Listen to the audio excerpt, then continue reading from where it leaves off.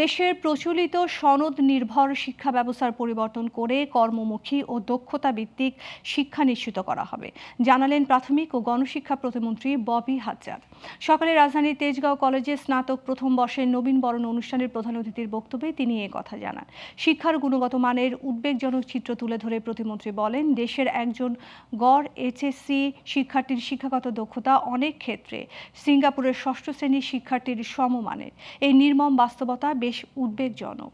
শুধু পরীক্ষায় পাশ করিয়ে জিপিএ বাড়ানো নয়, শিক্ষার্থীদের প্রকৃত শিক্ষা, দক্ষতা অর্জন এবং আন্তর্জাতিক মানের শিক্ষা নিশ্চিত করাই বর্তমান সরকারের লক্ষ্য বলে জানান প্রতিমন্ত্রী।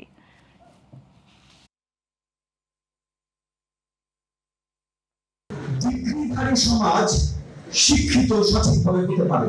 এত বছর ডিগ্রির ব্যবসা চলেছে। আগামী দিনগুলোতে আমরা চাই না আপনারা এই ডিগ্রির ব্যবসা আর কোনোদিন আহত হন। আপনারা যেন আগামীতে ডিগ্রিধারী কিন্তু শিক্ষাহীন একটা জায়গায় না পৌঁছান। আপনারা যেন সঠিক শিক্ষাটা পান।